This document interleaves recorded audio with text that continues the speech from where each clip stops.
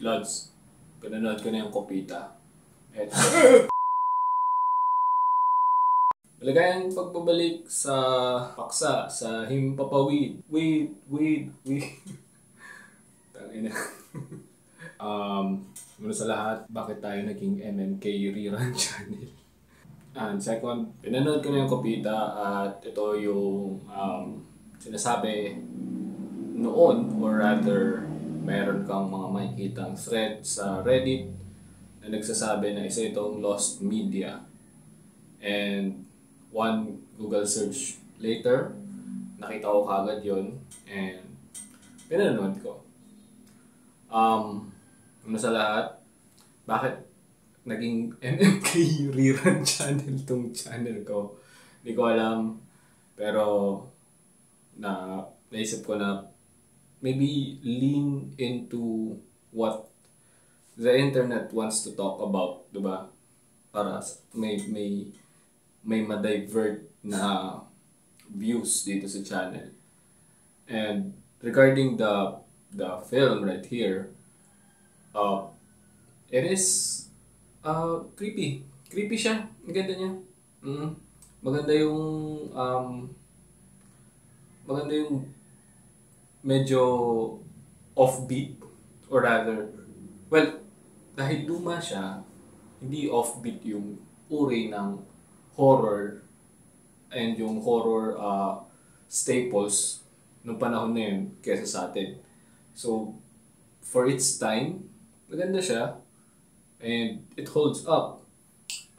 Maganda yung point out dito yung may babae na nagpaparamdam sa kanya from a higher vantage point, kahit napaka-typical nung magpa-pop up to somewhere.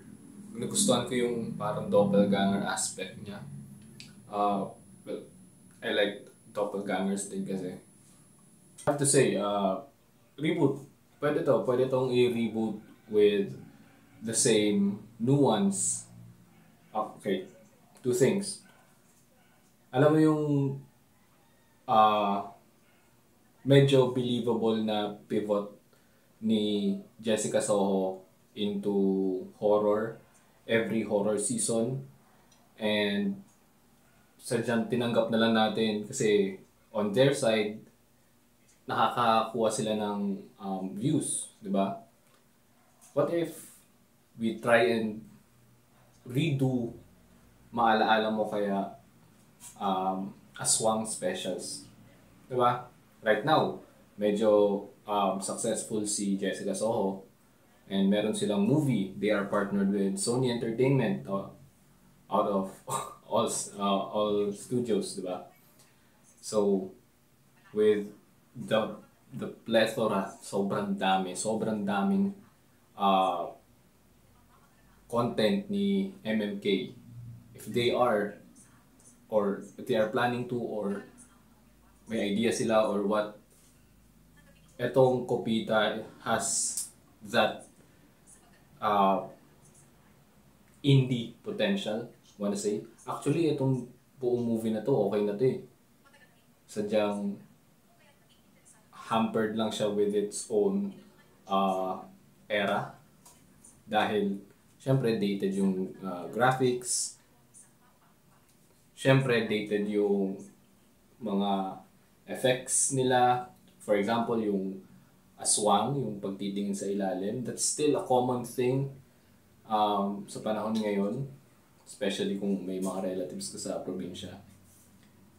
And may scene dito si Eduardo, si Gardo Versosa, and si Melchor.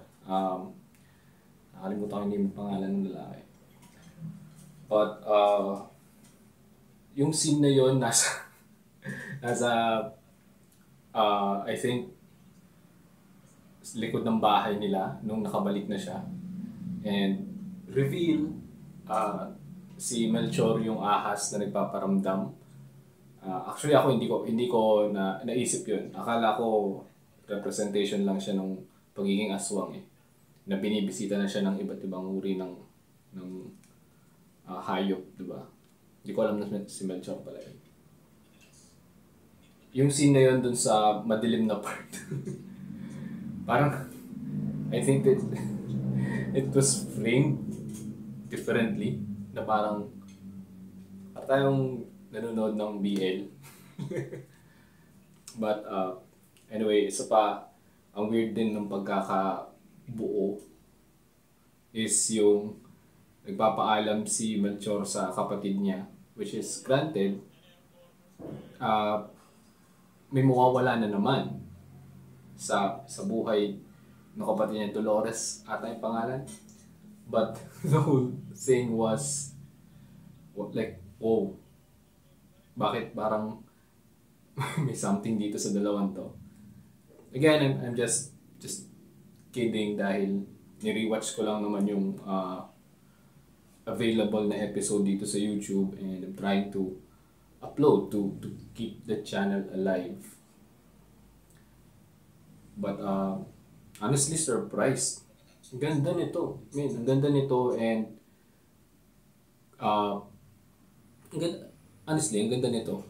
To the point na gusto ko na lang siyang pagtawanan kasi natakot ako. Yung kanina, yung mukha kanina, ang natakot ako doon.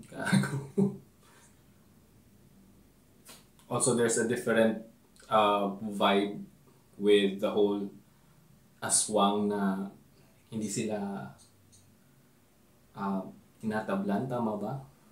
Or rather, yun yung flaw ng character ni Eduardo, which is man of faith siya.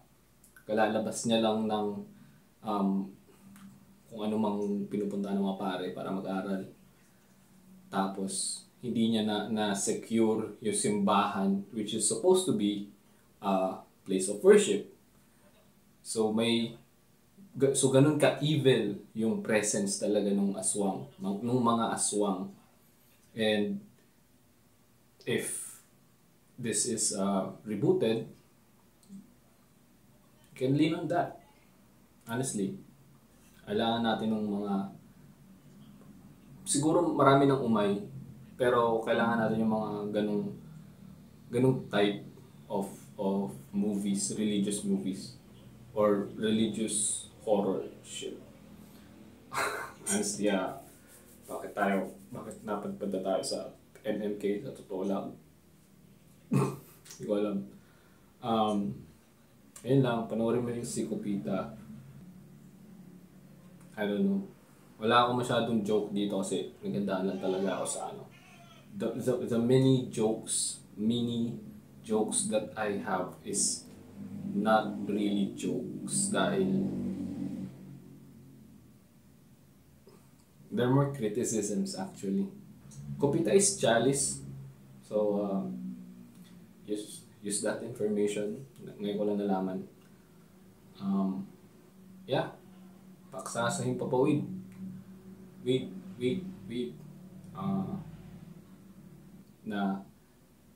Kumbaga nag-nitpick na lang ako eh. Watch Copita for that vibe. If you're looking for something horror, and kung wala ka Netflix tulad ko, hindi ko pa napapanood si Frankenstein. Na-upload na siya. Lalabas na lang yung Wake Up Dead Man, Diyos ko.